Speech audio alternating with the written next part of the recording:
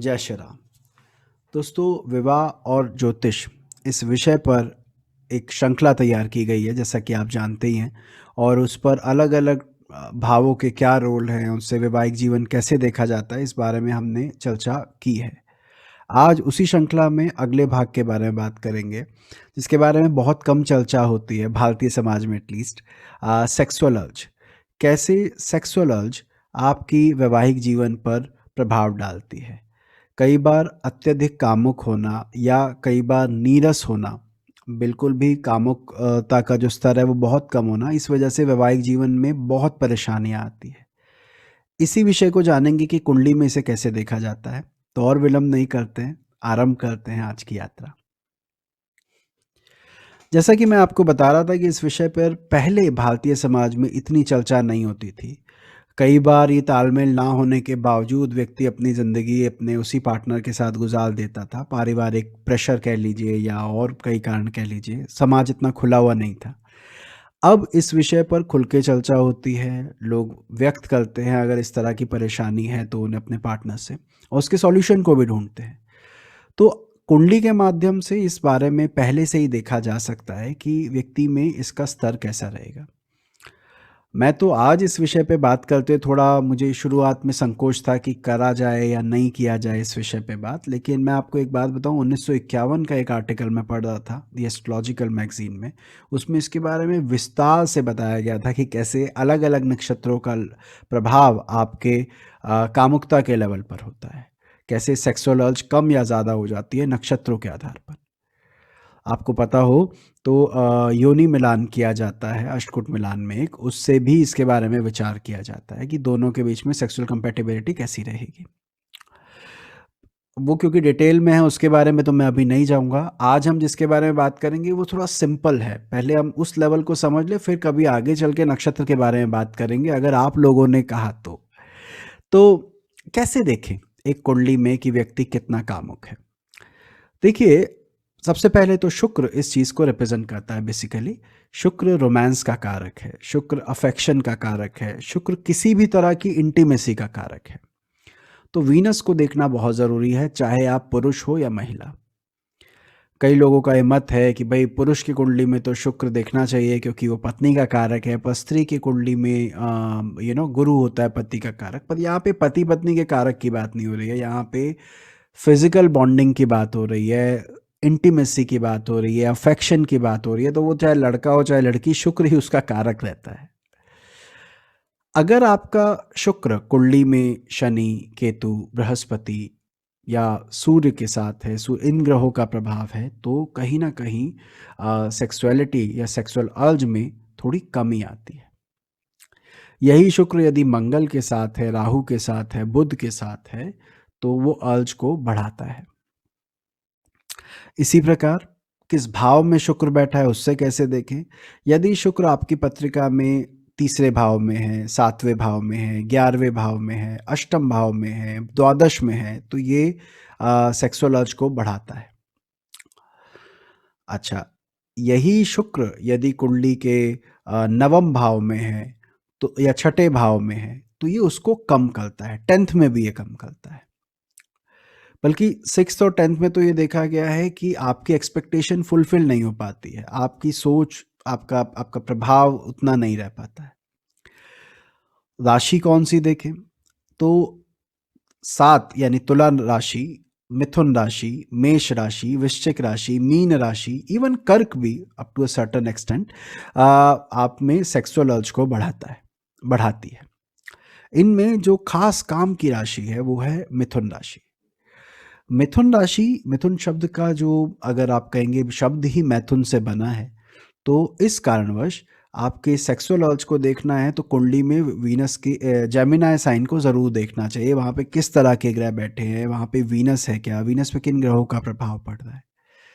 तो यदि आपकी कुंडली में वीनस मिथुन राशि में है और कहीं उस पर मंगल का या राहु का प्रभाव है, तो कहीं ना कहीं आपका टिल्ट बदलता रहता है। टिल्ट बदलने का मतलब क्या है?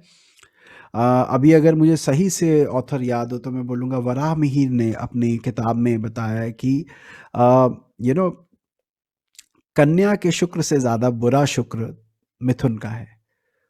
उनका ये कहना है कि मिथुन में बैठा शुक्र आपका जो प्रेम संबंध है उसमें बदलाव को दिखाता है कि आज मुझे कोई और पसंद है, कल मुझे कोई और।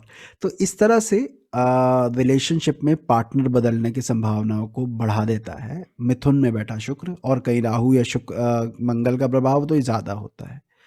मैंने ऐसे भी केसेस देखे हैं जहाँ पे कम उम्र में मोलेस्टेशन का शिकार होना पड़ा किसी रिश्तेदार के द्वारा या सब अपने मित्रों के द्वारा। उन लोगों की कुंडली में भी शुक्र मिथुन में पीड़ित अवस्था में था। वहाँ मंगल राहु के साथ ना होकर केतु के साथ, शनि के साथ जब वो प्रभाव था, तो कहीं ना कहीं बचपन में इस तरह की किसी घटना से गुजरना पड़ा, जिस वजह से इस तरफ इंटरेस्ट कम हो जाता है। या हर व्यक्ति में, मतलब अगर आप स्त्री हैं तो पुरुषों से ही घृणा हो जाती है, और यदि आप पुरुष हैं तो स्त्रियों से घृणा हो जाती है। इस तरह के योग देखने को मिलते हैं। शुक्र मंगल की तो आप जानते ही हैं, जग जाहिर है उसके बारे में, तो कितना उसको बदनाम या कितना उसका नाम है आप जानते होंगे कि ये योग होता है तो कहते हैं कि व्यक्ति का चरित्रहीन होने के योग बढ़ जाते हैं। और भी बहुत तरह की बातें हैं, पर ऐसा नहीं है। नो डाउट शुक्र मंगल की युति सेक्सुअल अर्ज को बढ़ाती है, कामुकता का लेवल बढ़ाती है। क्यों? क्योंकि शुक्र आपकी पसंद है, शुक्र विलासिता है, वैभव है, जीवन साथी है, और मंगल पैशन है, ऊर्जा है। तो आपका ध्यान, आपका टिल्ट उस तरफ रहता है। बट इट डजंट मीन कि आप चीटर हो जाएंगे या आपके बाहर संबंध हो जाएंगे। इसी को बैलेंस करने के लिए शायद कुंडली मिलान विधा बताई गई है कि आप अगर मान लीजिए जीवन साथी की कुंडली में भी इसी तरह के योग है, तो वो जो आपकी जो अर्ज है, अगर सामने वाले का भी उसी तरह का स्वभाव रहा तो दोनों साथ में एक दूसरे के पूरक बन जाएंगे। लेकिन अगर सामने वाला नीरस रहा और आपकी कुंडली में ये योग है, तो फिर आपके बिगड़ने के या बाहर जाने की संभावनाएं बढ़ जाती है। शायद मेरी बात आपको समझ में आ रही होगी कि कुंडली में केवल एक व्यक्ति की कुंडली देखकर किसी को ये टैग लगा देना कि ये इसी तरह का होगा, नहीं कह सकते। जीवन साथी अगर उसको उसकी कमी को पूरा करने वाला मिल जाए तो इसको बहुत अच्छा माना गया है। ऐसी कुंडलियाँ हमें देखने को मिलती है। क्लाइंट आके बताते हैं कि एक व्यक्ति में अर्ज ज़्यादा है। शुरुआत में तो थोड़ा झिझक होती थी क्योंकि उम्र कम थी, और जो सामने वाले होते थे वो उम्र में ज़्यादा होते थे, तो वो बताते थे कि सर मैं इन्वॉल्व होना चाहता हूँ बट मेरी जीवन साथी मेरा साथ नहीं देती है। या उल्टा भी होता था कि फीमेल बताती थी कि हमें हमें स्टार्ट करना पड़ता है और हमारा जो पार्टनर है वो इस तरफ उसका रुझान नहीं है। तो अब वो बड़े मुश्किल हो जाता है, ह्यूमिलिएशन फील होता है कई बार तो कि क्या हम कोई गलत कर रहे हैं या हमारे में क्या क्या कमी है। तो ये कमी की बात है भी नहीं, ये हर एक की, जैसे हमने कहा, अर्ज अलग अलग होती है, और इसका ही अंदाज़ा अगर हमें पहले से लग जाए तो थोड़ा सा तसल्ली हो जाती है। जैसे एक मैं आपको और बात बताता हूँ, 12वें घर में बृहस्पति केतु, 12वें घर में यदि बृहस्पति केतु है तो ये बताया जाता है कि व्यक्ति मोक्ष की तरफ जाता है। बड़ा अच्छा माना गया इसको, नो डाउट अच्छा है भी, लेकिन रिलेशनशिप के लिए, सेक्सुअल रिलेशनशिप के लिए इसको बहुत ज़्यादा अच्छा नहीं माना गया। वहाँ पर तो 12वें में शुक्र चाहिए आपको, भोग के लिए तो 12वें घर में शुक्र का होना अच्छा बताया गया है। आपने पढ़ा भी होगा, कहीं ना कहीं सुना भी होगा। तो 12th हाउस में शनि का प्रभाव, बृहस्पति का प्रभाव, केतु का प्रभाव लैक ऑफ सेक्सुअल प्लेजर को रिप्रेजेंट करता है। कब ज़्यादा परेशानी होती है? जब आपकी बुद्धि तो शुक्र की तरफ है, या यूँ कहें कि आपके लगन को देखकर, आपके शुक्र को देख के पता लग रहा है कि आपका रुझान उन चीज़ों, उन एक्ट में है, और आप चाहते हैं कि वो आपकी जो अर्ज है वो सेटिस्फाई हो। लेकिन 12th हाउस में बैठे बृहस्पति, शनि, केतु ये दिखा रहे हैं कि नहीं, वहाँ पे ये चीज़ें कंप्लीट नहीं हो पा रही है, वहाँ पे विरक्ति का भाव आ रहा है। अब वो क्यों होता है? वो 2 कारणों से होता है। या तो आपका पार्टनर आपका साथ नहीं दे रहा है आपके मन होने के बावजूद भी, या आप में शारीरिक रूप से कोई अक्षमता है, कुछ ऐसी चीज़ें हैं जो आपकी बुद्धि के जो जो विचार है या जो आपकी जो सोच है उसको एग्जीक्यूट नहीं होने दे रही है। भाव की हमने बात करी, हमने राशियों की बात करी, सात की बात करते हैं। तुला राशि शुक्र की अपनी राशि है। तुला में शुक्र होना भी ये दिखाता है कि पार्टनर अच्छा चाहिए, क्लासी लोग होते हैं, हर जगह पे, हर चीज़ पे, मतलब सेक्सुअल अर्ज ज़्यादा होती है लेकिन उसके बावजूद चॉइस बहुत अच्छी होती है। मेष और वृश्चिक में शुक्र का मंगल राहु के साथ में प्रभावित होना, वो थोड़ा ज़्यादा इस एनर्जी को सही डायरेक्शन नहीं देता है। वहाँ थोड़ा एक रिस्क रहता है कि व्यक्ति बहक सकता है। इसी तरह कर्क भी, क्योंकि कर्क एक जलीय राशि है, तो वहाँ पे ये देखने में आता है कि शुरुआत होती है इमोशनल अटैचमेंट से।